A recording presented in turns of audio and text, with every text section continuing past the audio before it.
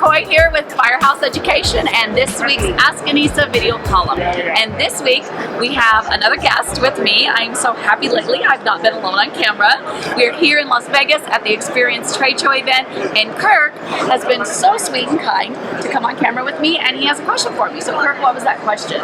My question is, with our contents facility, when I send the crews out there, how do I know whether to clean in place and maybe put in a storage container, or to bring everything back to the warehouse and process in our facility? Okay. Pack everything up and out, or do it there. Okay, so what Kirk's talking about, you got two options when you're doing a contents job, right? You either pack it out or do what we call in the industry a clean in place.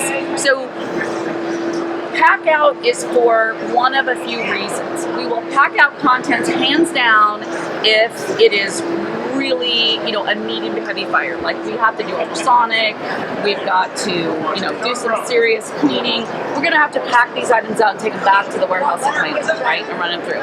If it's a light fire, let's say, or a light smoke situation, or maybe it's even a whole job, right? But light situation where we can clean by hand most of these items, we may do a clean in place so that we don't have the extra expense and hassle and trouble for the client of packing it out.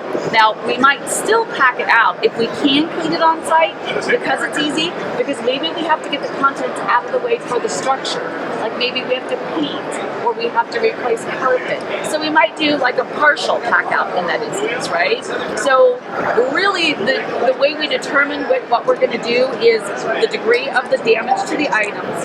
Do we have to use ultrasonic? How intense is our cleaning situation? And then how damaged, if any, is our structure? Because if we have structural damage, oftentimes we have to pack the contents up, get them out of the way, so we can then handle the structure. So, that answer your question? I did that? Okay, great. Okay, I want to thank you, Kirk, so much for coming on camera with me. And because Kirk did, I'm going to get him one of these awesome R&R coffee mugs. Yes. So you get to take that home with you. On the airplane tomorrow. And again, I really, really, really want to thank you so much for your time. Send me your questions, Anissa@firehouseeducation.com.